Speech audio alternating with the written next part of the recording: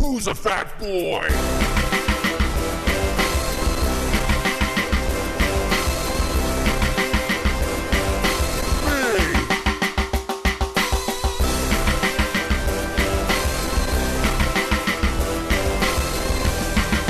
Podcast Fat Boy.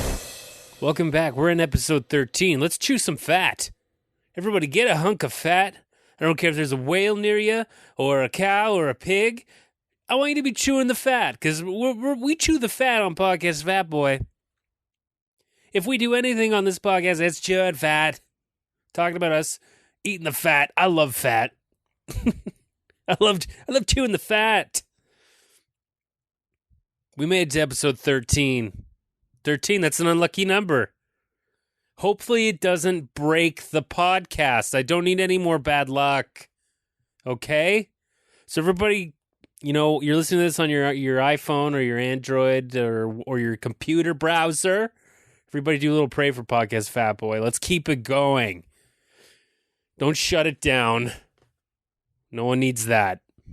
Nobody needs that. I'm in the Charlie Bucket studio right now. I'm just doing a little intro because, yes, guys, we do have an interview today. It's a pretty decently sized one too. So I'm not gonna try and do my ranty boo banty. I'll give you a little bit of an update, but not too much. I don't want to tire you guys out, but I want to pump you up. I'm the opener. I'm the opener for the interview, and I'll get to that. But first, lots happened. The Oscars were a wreck. Did you guys watch the Oscars? My God. Oh man, what a shit show that was. But that's definitely how it should be because, liberal America is spinning right now. They've been spinning for a year, and you can just see it's like they don't know what to do with themselves. It's great. It is great. It is Wednesday. I stick to schedule. Guys, we are 6 episodes into the reboot. We've almost matched the amount of episodes that I've done in the first go-around, and that was over a span of, oh boy, over a year. Year and 14 months, I think, was the distance between all the interviews. Wow. What was I thinking? Got to stick to the sketch. So recorded a great interview on the weekend, and I'm going to play that for you guys. Well, I just woke from a nap. It's, in the evening on a Wednesday. Real tired. It's been a crazy couple days. My nephew was born. Shout out to Emmett. Your first podcast shout out, Emmett. Cute as hell. Very cute. Came out looking very cute. Not mangled like old Matt. Me, I was banging off my mom's rib cage. I had blood between my skull and my skin, apparently. Well, more than you should. And, I had forceps scars on my face. I look like a monster. They had to take my pictures twice after I healed. If anyone finds those first pictures, I'd like to see them. I don't know if they were burned or what, but... they probably didn't know if I was human or not. I was just all deformed.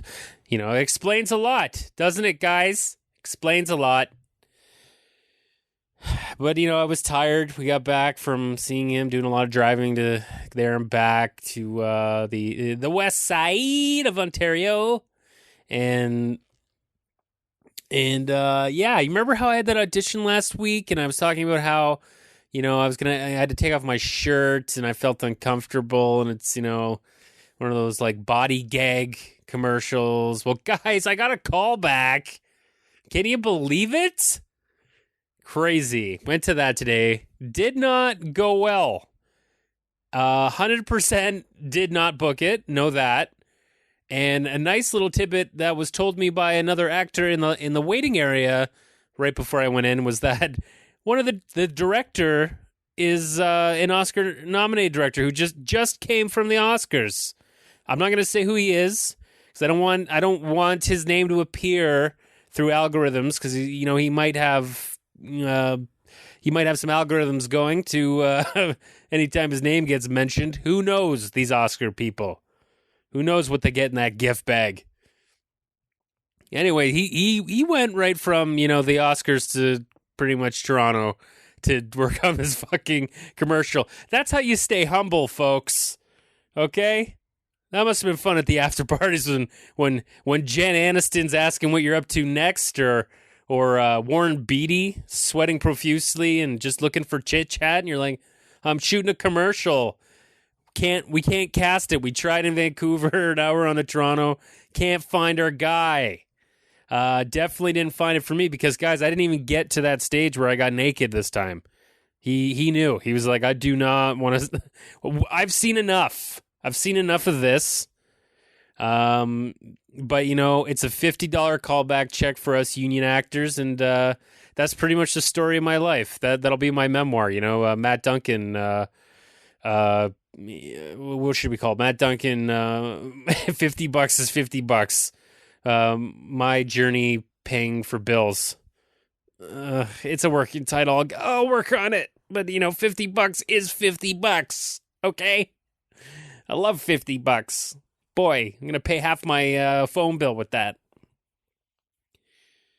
Oh, what else is going on? Before I give you my fitness update, just a little more. Bums. Bill Paxton died. That really sucks. Bill Paxton. I really like Bill Paxton.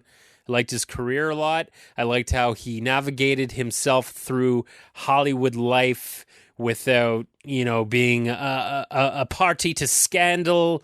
And he got to be in a lot of cool things and not have to worry about doing good films all the time. He did a lot, every once in a while he does a shit film. That's what you want to be as an actor. Meryl Streep even does shit films. Okay, she does all her Oscar ones that she gets nominated for every year, but she does shit movies, a lot of shit. Half her movies, shit. Half her movies, very good performances. So yeah, Bill Paxton died. As a child, I was very obsessed with the weather, tornadoes. It's me and my friends. We were really hoping for one. Not understanding the destruction of what a tornado will actually do to you. Thinking it's like a cute, cuddly cloud twirling around. Never into the devastation of it. But if I wish that they only existed in wide open farm fields. And as I was driving out to, driving down the 401 down to Sarnia. That's where I was going to see my nephew, Sarnia.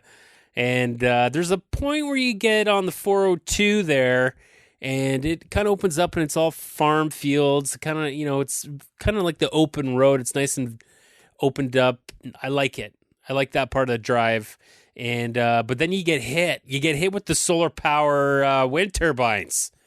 And for me, with my ADD, my undiagnosed ADD, it's very hard for me to focus at that point. Driving becomes very dangerous for everyone involved.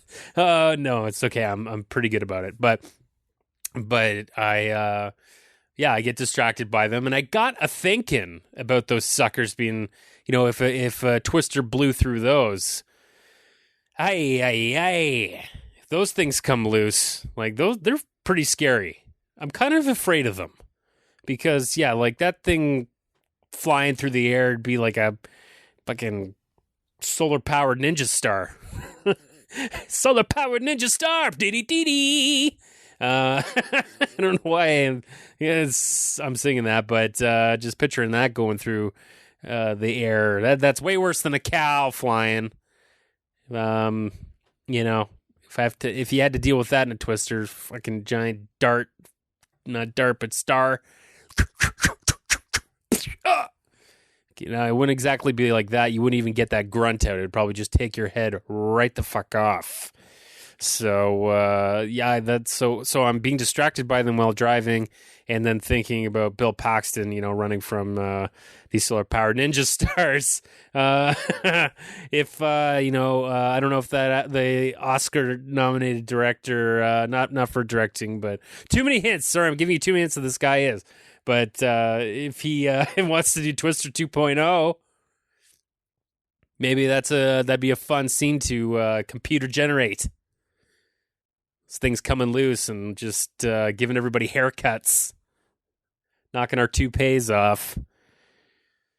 Guys, it's not the first time I've been in the presence of an Academy Award nominated person, okay? I shot a commercial with one, so yes, I'm a big deal. It's a huge deal in the commercial world.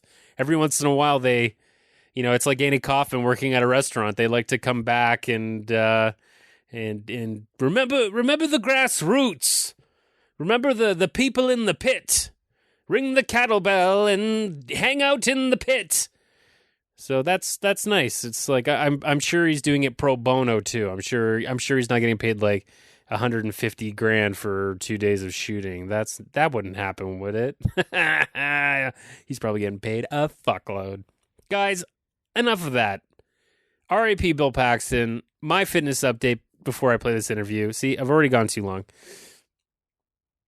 I'm holding firm at 222 right now, and I'm very surprised by that because I ate like shit the last week. I kind of just fell back into a big pile of pizza on the weekend. I feel like I had a lot of pizza. And then after the whole Oscars thing, I was like, oh my God, this is so stressful. Drove to McDonald's and ate a Big Mac after the Oscars. That's what I did at like 11:30 at night. And the woman at the window was very upset that she missed the Oscars. Wouldn't even say hello to me or nothing. Just like, what are you doing here, idiot? So I did that. And, I was kind of thinking at that point, scale's probably going to be going back up. Scale's going to go back up. But it's not. So that's a good sign. And I'm very happy that I've lost 6 pounds. Because, there was a point where I was almost 230. Okay, I can't get more than that. That's not going to happen for me. I'm never going to get that heavy. So yeah, I think I'm in like a zen place now where I'm just not gorging food too much. Trying not to, I think. Just not getting as many calories. So that takes us to our interview because I need to know what's going on in America. I don't really plan to plunker my roots there at any time, but fitness is very interesting in the States because they are the fattest country in the world. That's a fact. America is the fattest. They have the most highest obesity rates. They are turning back the clocks on our life expectancies single-handedly because kids are getting so sick and chubby and diabetes and heart problems and stuff because they're just not exercising. There's no need. So who better than former guest from the first time round, Billy Husmandy, director, writer, philanthropist. I don't know if he's a philanthropist. He's out in California. He's out in San Francisco. So, I talked to him years ago during the first time, and I was like, okay, this was great. We had a lot of fun talking about carny food and rap music and stuff, but I kind of need you to move to the States a bit and be my correspondent out there. And he's like, what the fuck you want me to do? Like, get a girlfriend in San Francisco? And I'm like, yeah, if you could do that, that'd be great. At least you have a home base. So he's like, all right, I'll work on it. And he did. He worked on it. And he went out to San Francisco, found himself a lovely gal. And so he's working for the pod. And, he's been waiting years. Because I think they've been together years now. And, he's really been waiting on this reboot. So finally we get him on the phone. And we're going to talk about what's going on out there in America.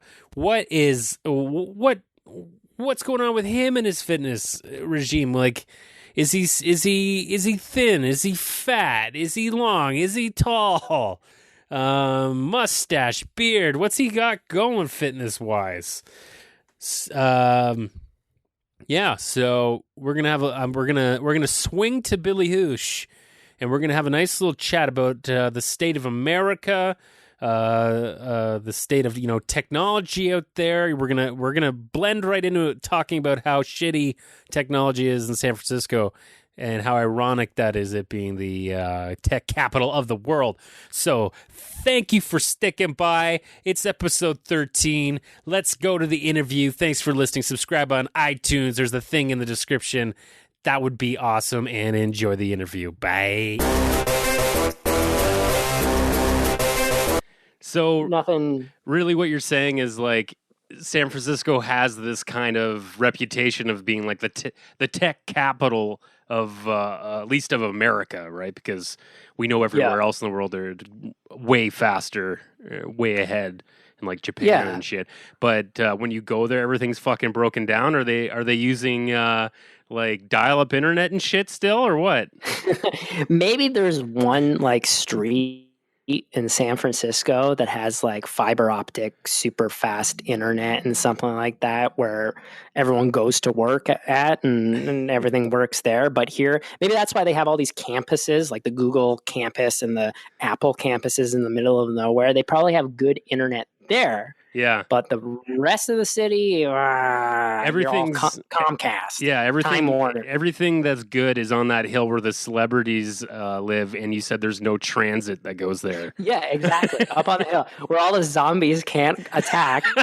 That's where all the good stuff is. All the internet. There's no buses, nothing, no rickshaw pull you up there. You have to drive a car. Does would my fucking Uber? Can I get an Uber up there, or do you have to walk to the border of this rich part of San Francisco? I wonder if the Uber network zones out the rich places to just keep these Uber. There's something new here called Skirt. And Skirt. Okay. This is a new thing here where it's one step further than Uber, where you can just request someone's car. So someone who's like down and out and needs to make that car payment, they can just give their car rent their car directly to a stranger. They just drive up, give you the car, and I don't know, they walk home or take the bus home. Somehow they miraculously disappear, and you drive their car around for a day or two or whatever you pay for, the negotiated price, and then you just return it to them. That's what I heard what Elon Musk wants to do with Tesla. Like one of his like last big reveals he did, didn't he say that he wants to like have a world essentially where everybody's just like, you can like call a car in your app and it'll be a self-driving car, and you'll just like you'll be able to lease out your car essentially to like the Tesla fucking app, and like go do your groceries in this like self-driving car, and then when you're done it goes back to the guy's house. Yeah, no, essentially that's like one of the end games for Uber, which a lot of these Uber drivers don't realize that it's like the Industrial Revolution again, or like how cars are manufactured. Eventually it's just going to be robots taking over their jobs. They took over the jobs from the taxi cab drivers and then they're working to help them fund to create the technology to then lose their own jobs and have the robots take over. Yeah, it's I don't know what the battle's like out in San Francisco, but in Toronto it was like it got pretty fucking heated here between the taxi drivers and shit. Like here, I think they won. Like the tech here wins those battles. Yeah. It's just like when I tell people stories about in Canada where like we have laws against Uber and now laws against Airbnb. So like a slumlord can't just straight up Airbnb all their apartments and shit and not rent to long-term renters and stuff like that. We have legislation against that. And they're like, whoa, that's crazy. Not my America. Yeah, that's true. Like, because now in Toronto, there's a $10,000 fine if you're illegally using Airbnb. And they handed it down to one guy and like who was renting out his house to like fucking teenagers, and they were like trashing it, and like somebody like got shot in the house. So yeah, they like gave a $10,000 fine. But I'm like, at the same time, it's like, yeah, Uber's probably, or not Uber, Airbnb's probably brought in like $4 million in tourism to the city just for people. Like, that's true. You know, it's like, but I understand because now you got the hotels that are fucking pissed at you, right? So yeah. It's crazy. And I think they have a different taxation thing too. They have to pay some extra money to like the government because they're a tourist spot or something. Yeah. And Airbnb, you don't need to. You don't. Well, none of that stuff. Yeah. I think I don't even know how that works, claiming that as like an income and how you do your taxes with all that stuff. Right. Maybe the Airbnb website has a place that you just click and a T4 pops out. I don't know. I don't know how it works. Well, for people at home who have been listening, this is Billy Hushmandi calling in from San Francisco, the northwest part of California. Do they regard themselves as that? They call themselves the Waterloo, Ontario of the world. I guess that's true because that's where BlackBerry's from, right? Waterloo. Yeah. Which is where my cousin worked before he went to Amazon. He was at fucking BlackBerry. So yeah, you go from Waterloo to Waterloo of the world, which is it's one rim job to another. So what's it like? What's the vibe out there? I don't know much about San Francisco. Are people fit? I mean, it's a big tech city. What's the Fitbit? What's the Fitbit percentage? I think it's mainly Apple Watches. Oh yeah, here, fuck Apple Watch. People in the city, are fit. They're eating sushi. They're walking around. They're Ubering. But you still see the whole span of different body types out here. I guess as you get further from the city. It's still America, after all. It's still...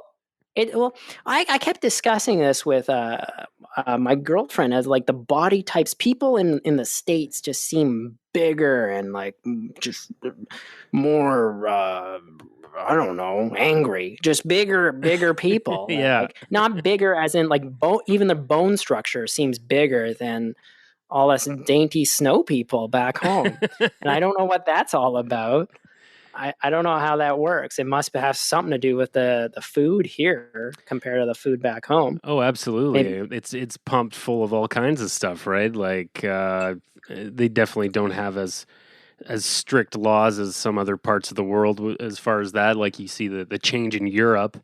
Yeah, like everyone's eating high fructose corn syrup there and drinking lots of like milk pumped with HGH, and they're fucking they're turning into all mutants. Well, they got to keep building. You know, like it's like you look at China or you look at India, like, and they've got like billion people armies. Like this is how America's like quietly building their army so everybody joins, because like the fat people, they could just like be a fucking wall. They could be like. They could just that's Trump's wall. Yeah, just a bunch of fat people at the border. Yeah, they drive up taco trucks to feed them, and there's a bunch of fat people holding the wall. Yeah, that might be one idea to get that wall finally built, because it's like it's not a. But who will feed all these fat people? That's the problem. Mexico. We need the immigrants to feed all these fat people. No one here can We would cook. need them on both sides to feed them. Like we'd have them like some fat people facing north and some south, and like depending on which way they're looking, that side has to feed them. So yeah, that's maybe that's one of the things they're thinking about, because talking about Trump, it's I don't know, I can't even pay attention to it. It's so fucking insane. Every day is different. What's it like for you now? Because you've been going back and forth to the States for some time to visit Bethany. A lot of people ask me this. Yeah, they ask me, like, what's the political climate, or how are things like there?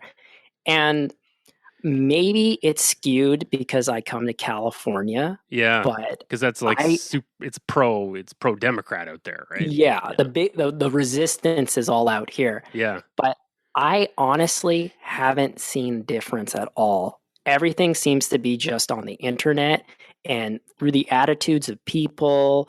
Everything here, I do not see a difference. And even going through the border, I get less of a hassle than Bethany. When she goes back from Canada to America, they were asking her, like, basically, like, why were you in Canada?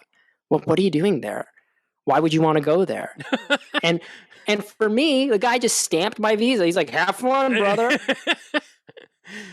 They didn't even like bat an eye for me coming here, and maybe I shouldn't be talking. So for now I'm going to go on some sort of list or something, and they'll disappear me. They're definitely listening in on podcast Fat Boy for sure. Yeah, hey man, they have to. All those people at the wall with those wireless headsets. Oh my God. Yeah, it just seems like I would imagine you're asked that a lot too, because I don't know if the listeners can tell from your thick accent, but you are from Iranian descent.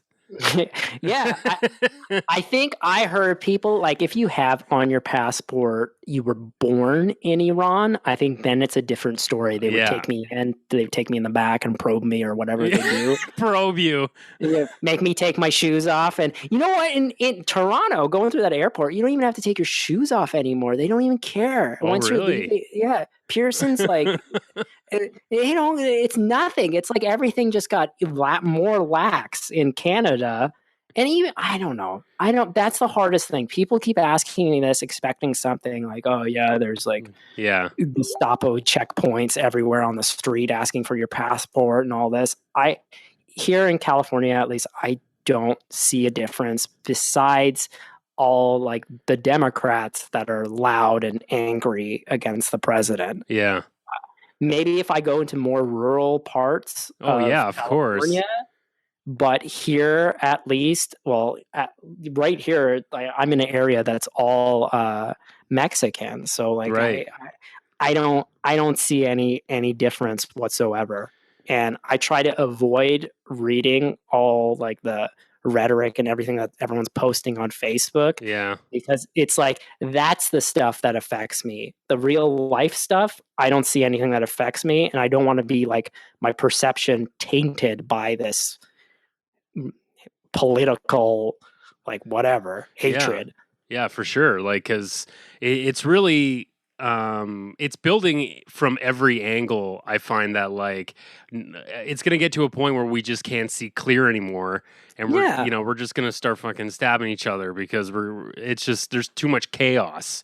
There's too much chaos in like with what's being reported, and yeah, it's fucked up to have a president of like the most powerful country in the world like tweeting shit and like tweeting his anger towards bullshit. It's just like I can't fakenews.com. Yeah, like or just he's letting a fucking comedy show get to him. Like it doesn't make any sense. It doesn't make any sense. But so yeah, like I don't know. I'm also trying to take the approach where I'm trying to stay away from it a little bit, but I am also traveling to the United States of America in a couple months to go to Maui. So wow, is that Wowie Trump? Maui. Is that Trump? Is that the Trump state or is that a Democrat? I mean, that's where Obama's from, right? So they must be all pro-Democrat there. I'm guessing they have to be pro-Democrat there, but you're not going to have a problem. You're not going to have a problem. I don't think you'll see anything. I don't. They want me to come there and spend fucking money. They want exactly. I think if anything, all this like rhetoric and all the stuff that Trump's doing, that's the wall. He created the wall by making people not want to come to the States. Right. That's the wall. It's just through the media, through the fake. No, you're fake news. No, you're fake news. Yeah. And all this BS is making people say like, oh, America must be a really bad place. Let's just not go there. Absolutely. And that's the soft wall. Yeah, but like, there's nothing going on here besides whatever people are hearing on TV or from his Twitter. Like the scary thing is all these distractions, we don't even know what really is going on. Yeah. We're just fighting at each other, cats versus dogs. Yeah. Like thinking like, well, what is going on? Is this like Russia really taking over America? Is this the Cold War? What is happening? Yeah. What is happening? And we won't know until like 10 years later. Yeah. When a new president comes in and we'll see we'll see. Yeah, we'll all be fat and we'll all be living on the wall. It's like Game of Thrones. It's like that's where they send you. They send you to the wall if like you're a bad American. Or just a bad if you're fat. Yeah. That's a bad American. If you're a fat American, you go to the wall. Find a hole, fit in the wall. Don't worry, we've got lots of tacos if you face south. So you are in you're in the midst of doing your master's Yeah, I should have been finished like a month or two ago. It's just like I'm just like. Oh, you're at the tail end of it. You're at the tail I'm end. at the end of it. I should have been done. Like I'm just finishing up writing. I'm like on my second draft of my thesis, and I just have to finish it off. Send. It's just like back and forth. It's like it's not like a send it to my PhD. editor. You don't have to fucking defend your thesis or anything, right? You just have to. It's a bit of a soft defend. It's not like you go in front of like a board of directors and all these people and you're just standing there and they start yelling at you. This is basically, it's because it's a work in progress that your professors are also looking over. Yeah. Beforehand, before you hand in the final, they'll be like, you might fail if you don't write like a couple more pages or some shit like that. Yeah. So it's not that bad. It's just I think it's because it's not that bad that it makes you not I guess take as much initiative to just get that shit done, which I should. I want to get it done because I'm starting to I want to do other things. Are you still thinking about going for your PhD? A little less now. Yeah. I think first I want to go back to work in the private sector. It's always the grass is always greener. When you're inside of academia, you're like, oh, I wish I was just like working for a business, or I might as well just work for a business. These guys are just like businessmen. Yeah. Whereas, and then when you're out of it, you're like, I just want to go back to school. I want to go back to academia. So like it's at this point where it's like maybe I need to go back to working for the man, and then in my golden years, get that PhD and be a crusty professor. Sit on my pulpit. Are you planning back down to Canada? Or are you starting to think about making the green card move to California? It's still to the highest bidder. Yeah, whichever, whoever wants me. Want me to try and get you a job at Amazon? make Amazon great again. Yeah, make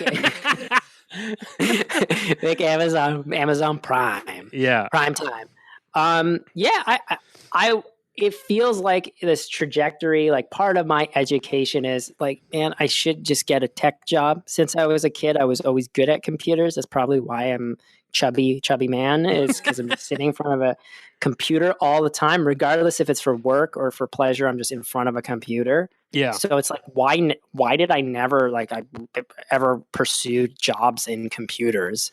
Like when I talk to people who are like working, here are people that are working for Facebook or Instagram or whatever. Yeah. They're like, wow, you're quite knowledgeable about this shit, even more so than me. What the fuck? Who the fuck are you? What the fuck is going on? I'm like, yeah, I like playing video games in the basement. Yeah, for like sure, that. man. What the fuck else are you supposed to do in this world? Fuck, you either play video games or you work out, and I'm torn between the two, if you ask me. Have you been, just to get back a little bit to the fitness thing, are you at least fucking walking out there?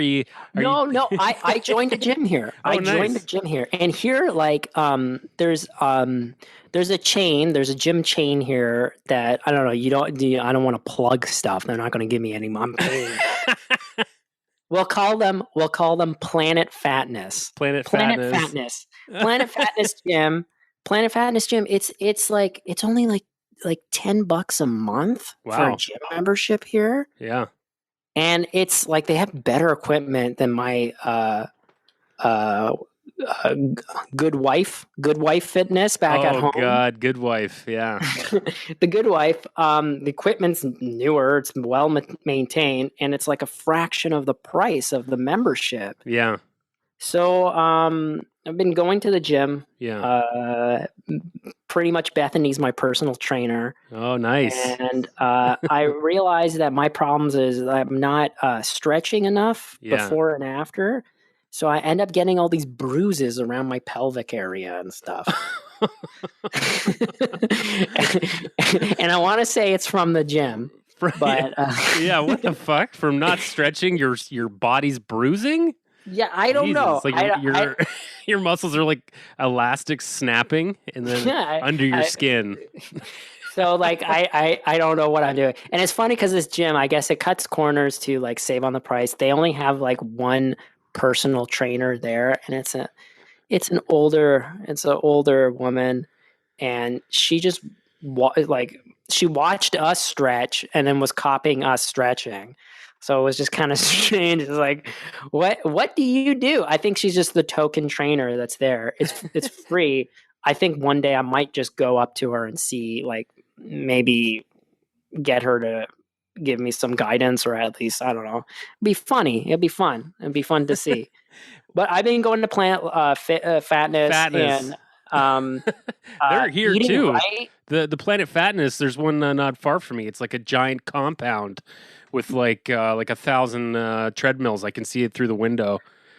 So yeah, I guess that's an American brand, eh? That's everywhere. I think there's one in Burlington. That's the that would be the closest one to back home. Back home in Grimm, in the Grimm City. Yeah. Yes. But yeah, going to Planet Fatness. I want to walk more. Now that the flooding ended here, there was like, you guys had a big storm. Yeah, there was a huge storm, and like driving around the block and everything was down. Like there was sinkholes everywhere. Yeah, all the power lines were falling down, and it really wasn't that big of a storm compared to back home. Yeah. But just everything probably funnels there, right? Because isn't everything on a hill in San Francisco, and it just pretty much everything's on hills and shit, and there's earthquakes and. Have you felt some tremors since you've been there? You know, like I hear there's been tremors and stuff, but I never feel them, or I never realize what it is. There's so many like loud motorcycles and cars and shit flying. Everything. You're constantly vibrating from so many other things that you can't tell anymore if there's an earthquake. Yeah, I just keep reaching for my phone. Everyone's just earthquake happens. Everyone's just reaching for the phones on vibrate or some shit. No. Oh my god, that's so true. Until the big one fucking hits, that everyone's gonna be freaking out. Yeah, everyone's gonna be dead. No more wall. No more, no more people to feed the wall. Yeah. But, incidentally, I have an anecdote. I have a little story to tell. Sure, please. Ties in two different things. One, it was last year when I started my academic journey in writing papers and stuff. One of my papers was selected to be presented at a autoethnography conference in St. Angelou, Texas. And I went to the conference, and at these conferences, they have these different little workshops and stuff where like people in academia can talk about whatever's new that they're working on, these different theories. And there was one that caught my eye, and it was fat studies. Yeah. Fat studies. So I went to the conference, and there was two ladies talking about being overweight and saying that they have to have people that are overweight should have certain rights, and they were comparing it to like they are just like a racial minority, like a race, or like a sexual orientation. So like kind of getting on like it was like a Fat Lives Matter type of thing. Yeah. And like I understand the like bringing awareness to it. Like there's like I don't believe in fat shaming. No. I mean, when we talk about fat and all this stuff, it's a bit tongue in cheek for us, but I don't believe in like making fun of people for being overweight or what have you. Yeah. But they were saying that it's their right to be overweight, and the doctor shouldn't be telling them to eat less calories or stop drinking sugar water or what have you. And it was a little strange to me. I didn't know how to take it, because I don't see. Maybe it's different here without socialized healthcare. Yeah.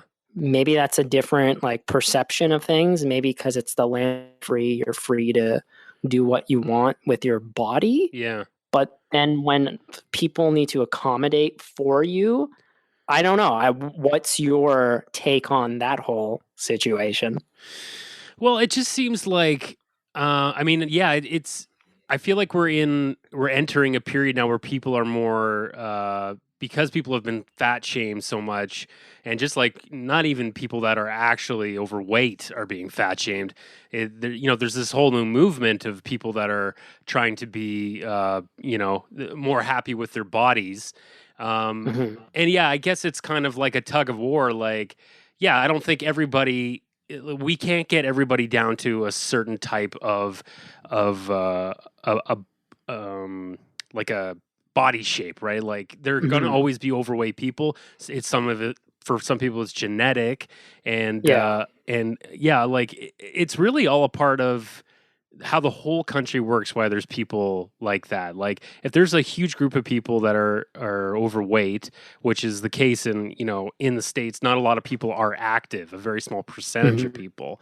But it's like I think it all bogs down to, it's not just uh it's not just people wanting to, that are lazy and hungry. It's like they're not getting the fucking enough money to pay their fucking bills, so they're eating shit and like, Yeah. they're Yep. they're mixing Kool-Aid because it's, a lot cheaper than buying a fucking fruit juice or something like that. Uh Drinking water. yeah, yeah. So I Clean understand. water. Yeah, like, but then at the same time, it's like I understand it more coming from here, where doctors would be like, telling people to lose weight and um Mhm. but the people there, I'm always so conflicted because yeah, they are like it's a way of life for doctors there. They make more money off of heart surgery than they do from just a physical. Like here it's like doctors get paid like one fee for you for the whole Yeah. year. And it doesn't matter, like you can come in 50 times or you can come in once. They'll still get that same amount of money. And did you know that they like freak out now here about you going to like I guess it depends on how your doctor is set up, but I went to a walk-in clinic and Yeah. my doctor No. Yeah. called and was like, "What the fuck? Yeah. I have to Because pay for that." Yep. And I was Yeah. like, "What?" Yeah, no, when I think it was a few years back where my general practitioner for since I like he was the one who delivered me retired, and then I had to go get a new doctor. Yeah. She did a huge talk to me. She's like, "Look, you can go to the ER, but don't go to a walk-in clinic." Yeah, that's what they said to me. Go to an ER.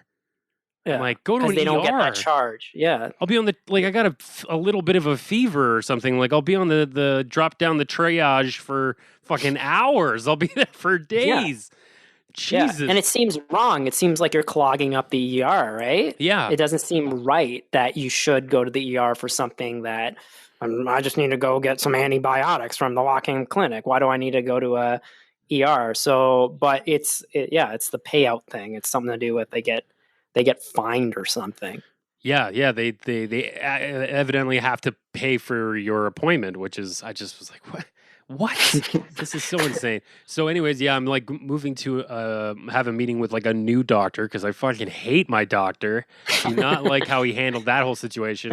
But like this, I'm like going to a new place that my girlfriend goes Mhm. to, and it's all like it's more state of the art. There's no receptionist. There's a fucking like iPad in the waiting room, and like you like check in there, and Yeah. it's like so that saves a bunch of time. And then How does that work in Canada? Because like here in the States, okay, if you have good insurance, you can go to the good doctor yeah, where you can literally text message the doctor whenever you want and they'll message you back that's with what like they're trying to small do things. here. Like this place is trying to do that. They're like, because we only get paid this one fee.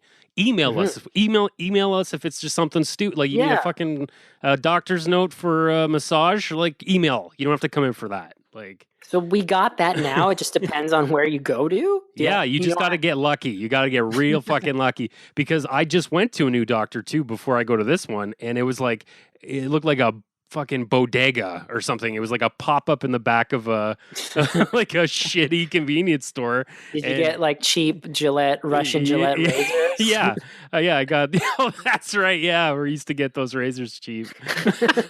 I forgot about that place and like weird European cigarettes. God, I hope it's still there. Yeah, it's like essentially at the back of that place, like a doctor's office popped in, and I was like, this sucks.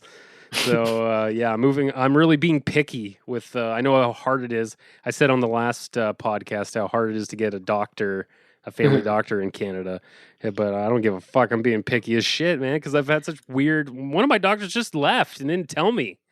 I went back and she was gone. What? Yeah, she just fucking left. I was just like, "Where is she?" She was like, "She's gone. She's gone." Like, fuck. What do you look for when you interview? Because the doctors, when you go, it's like they're interviewing you, but you should be interviewing them at the same time. Yeah. What I don't know if you've. Sorry, I don't know if you've spoke of this already on the last. No, I podcast haven't. of, Yeah. Like, what do you look for in a doctor besides internet savvy and can Yeah, send you internet an savvy is email? a huge plus for me right now. I like to see how long it takes them. I like to start a fucking timer on my watch and Wow. see how long it takes them to start to ask me about if I'm a smoker and how much do I drink.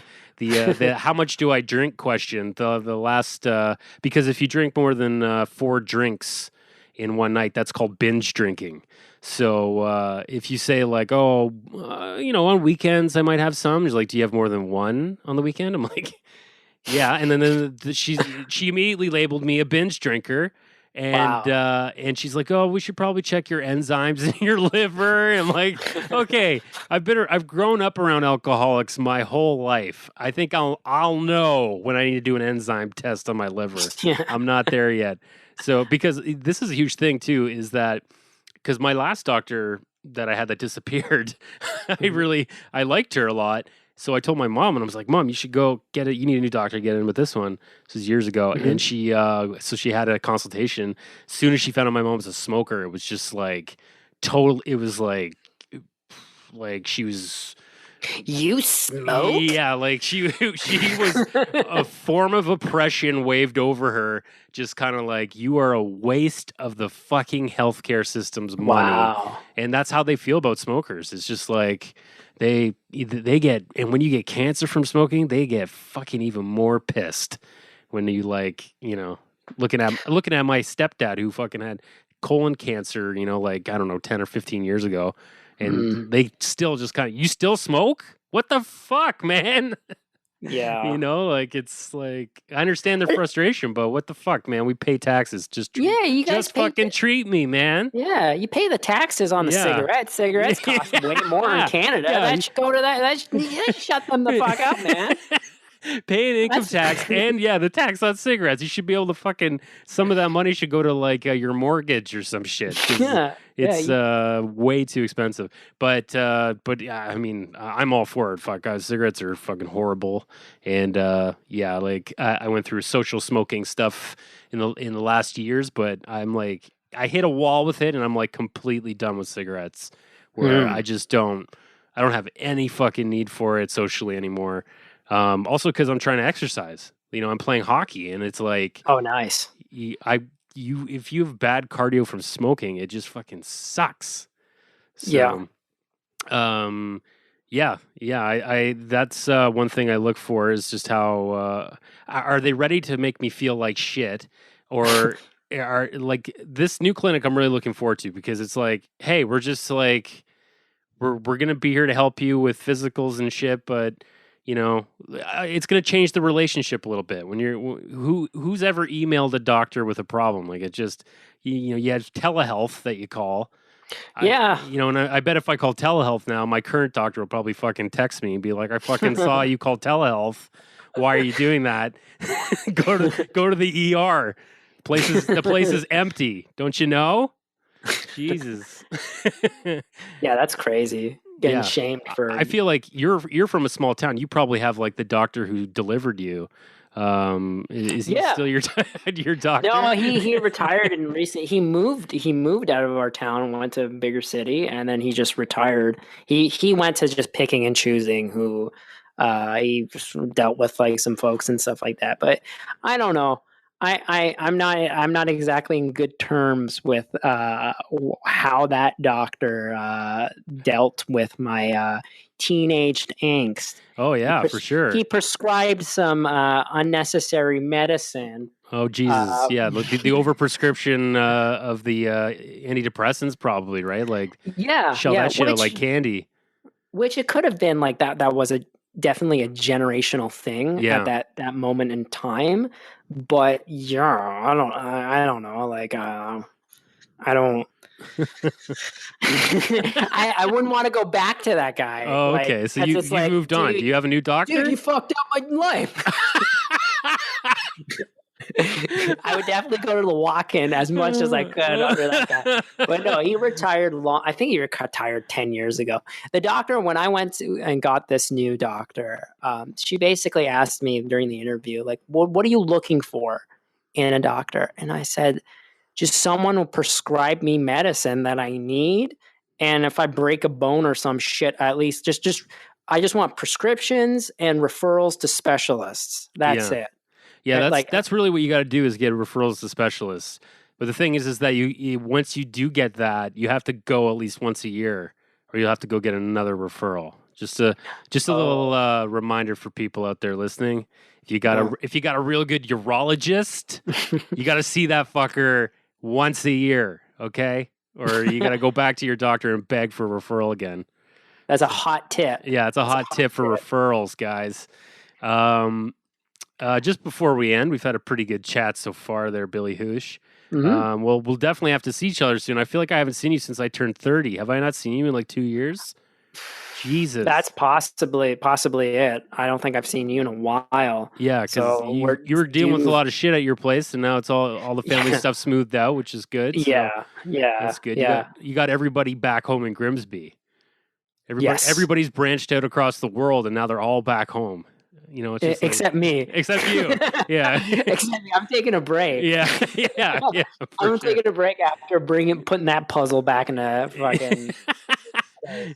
Yeah, that's a story. That's in my master's thesis. Is the story of all that shit. Oh my God. That fucking crazy ass crap that had to go on. But that's a wild story. That's for another time. That's a tale for another time. Tale for another time. Or if your master's is public record, check it out. Be by Billy Ishmandi.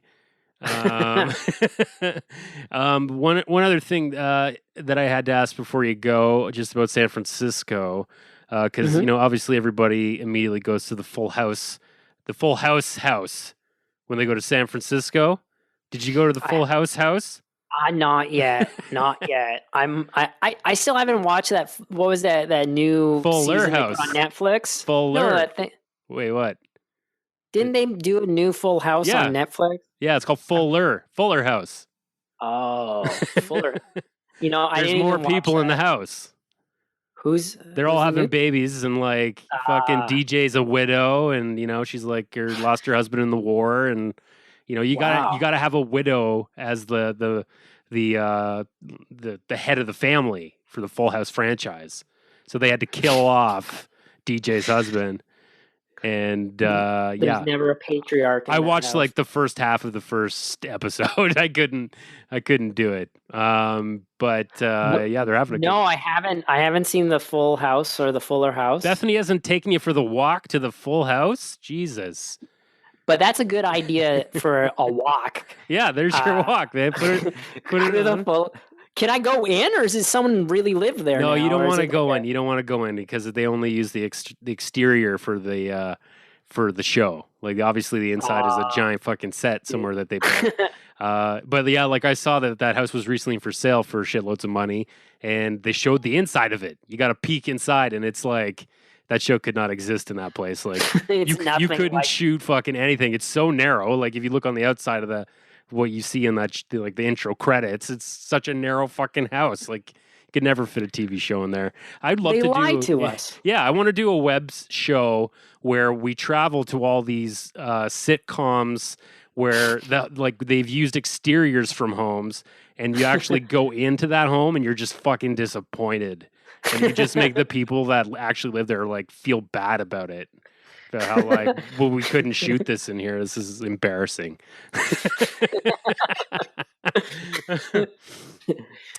that on Netflix, man. Yeah, I'm gonna put that on Netflix. I'm gonna try and get it on fucking Netflix Latin America or something. Sneak on in. Yeah, sneak on in. Fuck, man. Yeah, thanks for doing the show. Thanks for having me. Yeah, welcome back to the pod. It's been almost 4 years since we recorded back in the Crab Shack. Wow. I haven't seen the Crab Shack in years. No, the Crab Shack. Now the Crab Shack is the summer home, and there's a winter Crab Shack now. Where's that? You know that room across from the washroom that was like just before before the dungeon. Before there was Doom? like a kitchen or something in there, wasn't there? Yeah. Now it's a full blown kitchen, but a kitchen with a bed. Oh shit! Yeah. Is that where Baba sleeps sometimes? Like Baba sleeps there and cooks, and when he feels like it, sometimes he goes to the original Crab Shack and takes a nap there. But he spends most of his time in the new one, the winter Crab Shack. One. Wow. We need to come up with a new name for that. Yeah, we definitely do. I'd like to experience it. I'll definitely come down for a visit when you get back home. It's much due. You need to come and check out both those spaces. Yeah, for sure, man. And yeah, be safe out there and fucking. I'll be vigilant. America, okay? Just fucking. You see any Trump supporters or fucking alt-rights, you smack them in the face. Is that what everyone's doing now? They're punching fucking Nazis? We're just punching Nazis, left or right. I got my right hook, my left slugger, or does that make sense? Left slugger. Yeah. I got my Louisville slugger. Use your Louisville slugger you got from Kentucky and fucking whack it right across his head. Because it's finally, this type of violence is being accepted again. Yeah, I'm glad. Finally, I can hurt people and it's acceptable. Oh, fuck, man. All right, thanks, dude. Thank you.